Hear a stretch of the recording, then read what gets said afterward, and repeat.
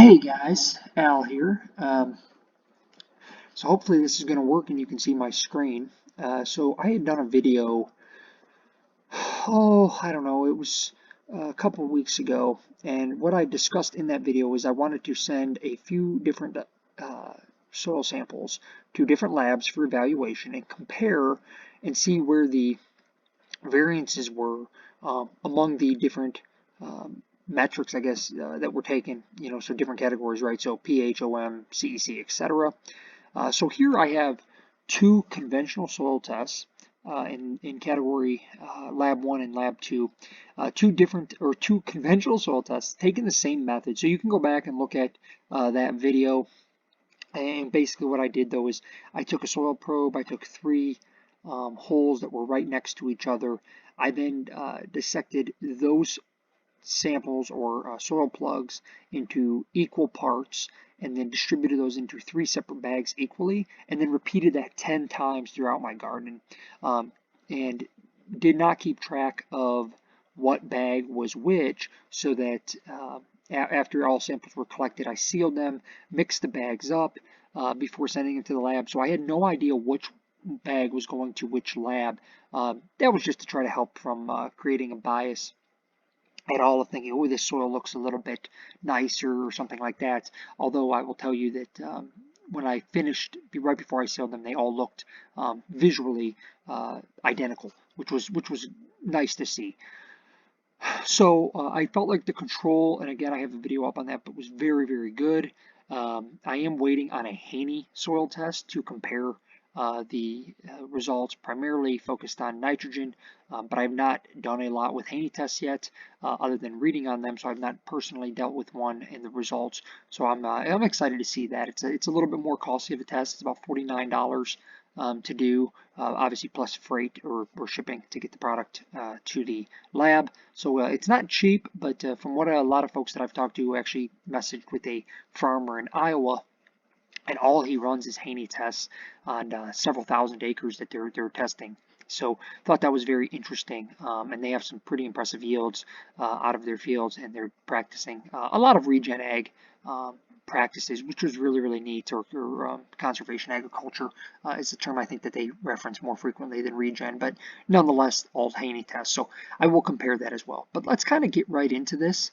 So what we have here is Lab 1 and Lab 2. At first glance, they look really quite similar, and I think that it's important to note that I have removed the fancy graphs and the color-coded graphs and all of these things that show, words like optimum and things like that, because I think that sometimes that can cloud our judgment by simply looking at a graph and, oh, everything's in green, we're good to go. I didn't want to do that specifically when comparing two lab tests, because if you're just looking at one lab test, that's fine. It's good to know, okay, this is optimal level relative to this lab's calibration and relative to this lab's recommendations. However, when we're comparing two different labs test results, I think it helps to remove some of the bias by just putting it into an Excel file and just looking at data and comparing the numbers. So what I've done here is I put both results. Lab 1 is obviously in column B. Lab 2 results are in C. So let's just go down through some of these. So the pH came back very, very similarly. The organic matter, at first glance, that doesn't look that large of a difference or a variance, but it is significant. So it's getting up there near almost 1%. And I put some facts here. These are from the USDA, but for every 1% increase in organic matter, that should increase your water holding capacity by about 20,000 gallons per acre. That's a massive amount of water holding capacity or water infiltration, right? So that's going to be reducing runoff and carrying more water to your plants and allowing more water to stay in the soil, etc. So that's 1% of organic matter is quite significant. The other thing is each percent of SOM, soil organic matter, in the top 6 inches of a medium textured soil. So that's relative to the CEC of the soil, so the soil makeup. But that releases about 10 to 20 pounds of nitrogen, 1 to 2 pounds of phosphorus. And this actually goes on to say about 0.4 to 0.8 pounds of sulfur per acre per year. So what does that mean? Well, again, that's from the USDA, but what does that mean? Well, basically what that means is the more organic matter that you have, the higher that percentage is, the more nutrient availability you're going to have in layman's terms. So that variance there is quite significant. It would also be more significant if you were only using Lab 1 for years and years and years, and then you change to Lab 2, and if you are increasing your Lab 1 organic matter, and then you all of a sudden, let's say Lab 1 goes out of business, and you change, go to Lab 2, and now you're like, oh my gosh, I increased my organic matter by 7% or something ridiculous in a short period of time. Well, that might not be the case necessarily. It could simply be the calibration of the actual lab equipment, or the technician that did it had a different, slightly different methodology, etc. So keep that in mind, and that also goes the opposite way. So if you're making progress and soil's looking good, and you get an organic matter reading that was lower than what you had hoped for, I don't necessarily think it's time to to hang your hat up and call it quits. But more so maybe just make a note of what changed. Did your processes change at all? Was tillage involved? Did anything happen that might have given reason to lose some organic matter to create a decrease? If not, and it's still highly diversified and all those good things are happening, then possibly it's just a miscalibration, and either take another soil sample later that year, or just compare it year over year. Like I like to say, is compare it to a 5 and 10 year trend, and just try to make sure that the trend is headed in the right direction, and not necessarily be focused on the specifics of the number, because it does seem to be fairly highly variable. And that's specific to the testing, not necessarily that organic matter in the soil is actually variable, but just more so to the testing methodologies. So CEC, that's the makeup of your soil. This came back, I mean, that's really quite similar. And then we'll just keep going here. So that's a nice soil, honestly.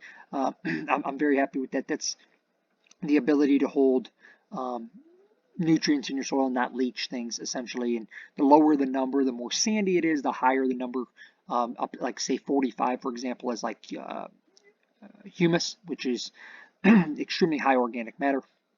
And I think that's in for the 45 or 50 range. Most soils in the Midwest are probably in that 15 to 25, depending on what part of the Midwest you're in. I would say a little bit northern Midwest is a little bit more clayey. In some of your better soils, and maybe say Illinois, that kind of dark black rich soils, probably in that mid to low teens, or somewhere around in there. So that's kind of your typical Midwest soil. Then you have like Michigan, which I guess technically also is in the Midwest, but they have a lot of sand, so their CECs oftentimes are sub 10. Which can make it difficult to hold nutrients in that soil. So that's kind of what CEC means. I do think it's a good indicator of overall soil health, and something that, again, I don't think one area tells us the whole story, but I think it's nice to have that piece of the puzzle. So I was happy to see that these results came back very, very similarly.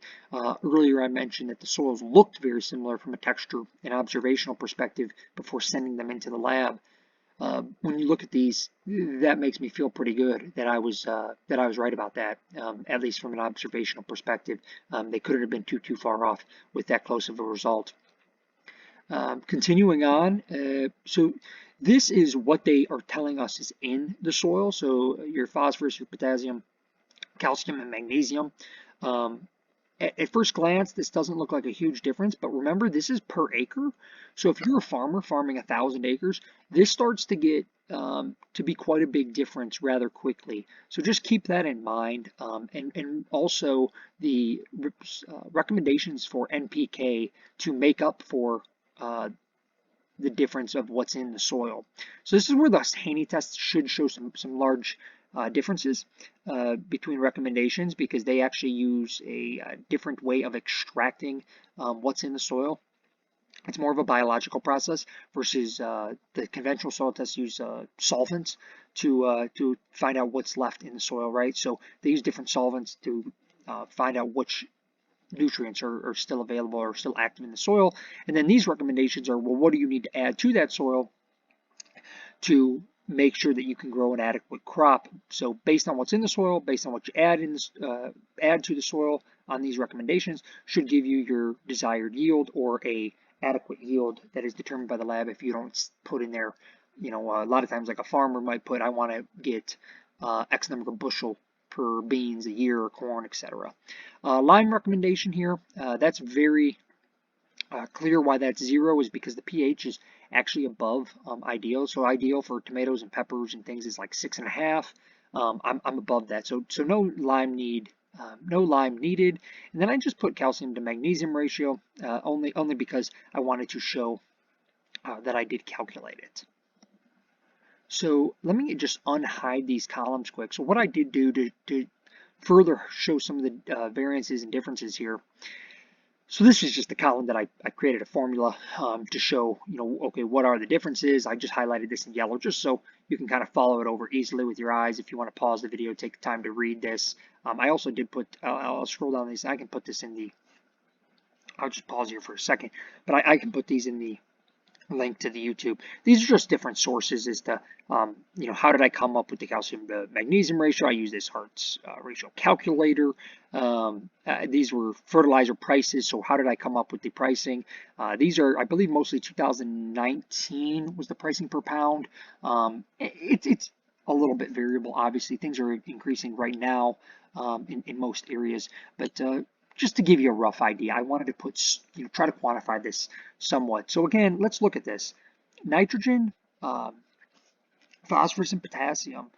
And you have, okay, lab 1, 160 pounds per acre is recommended. Lab 2 is 70 pounds per acre.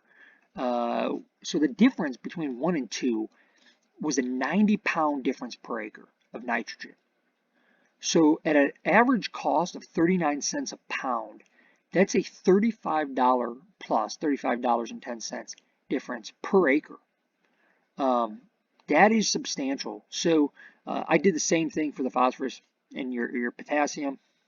Lab 2 said I didn't need any phosphorus.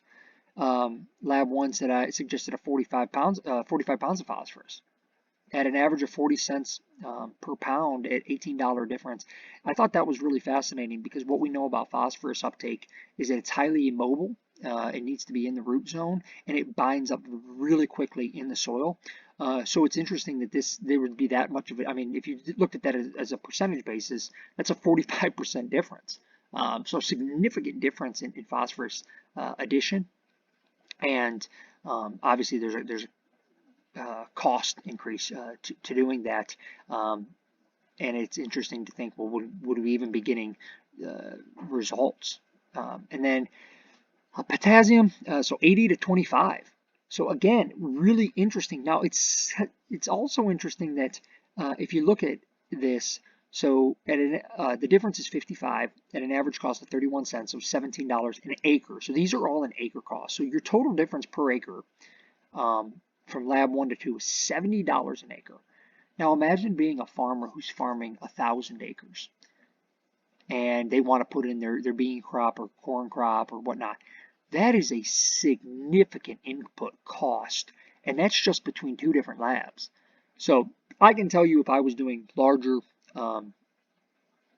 row crop acreage, I would be spending the money. These tests were, I think, $19 a piece, plus cost to ship. I would be spending the money to do 2 or 3. If I wanted to stick with a conventional lab test, I'd be doing 2 or 3 different lab tests as often as I could, I think, to monitor what my actual inputs would need. The other thing is a lot of farmers who I've spoke to, and I spoke to a couple. One gentleman who I've really enjoyed talking with quite a bit is a farmer in Georgia. Caleb is his name. Super nice guy. He's on Facebook, and he and I have messaged quite often. And you know, Caleb and I talked about it, and I think that he did a similar test to this, and also had a lot of variability. And I think it kind of comes down to, you know, understanding your plants, that your crops that you're growing, understanding your soil that you're working with year in and year out, understanding the response to, you know, a in-furrow nitrogen application or something along those lines, and watching how your plants respond versus just simply going, okay, I got to dump 160 pounds per acre of nitrogen.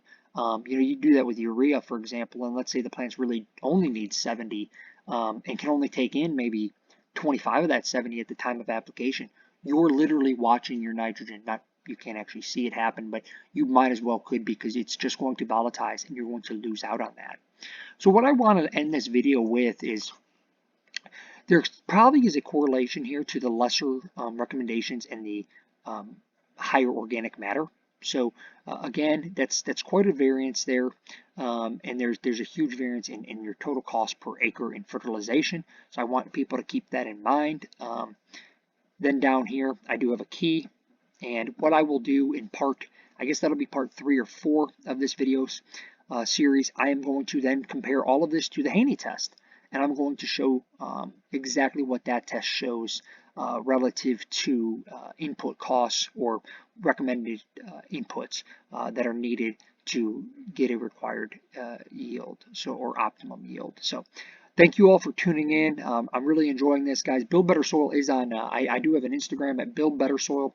I also have created a Facebook page where we can share results, like doing your own tests, or if there's, I share a lot of John Kemp's stuff, and Dr. Christine Jones, and a lot of other people have shared their experiences, and it's just a fun place to share research and have some discussion. So Build Better Soil Facebook group, Build Better Soil on Instagram, YouTube, A Journey to Better Soil and Timber. I really appreciate you guys following along. If you like this, share, subscribe, and get outside, guys, and build better soil.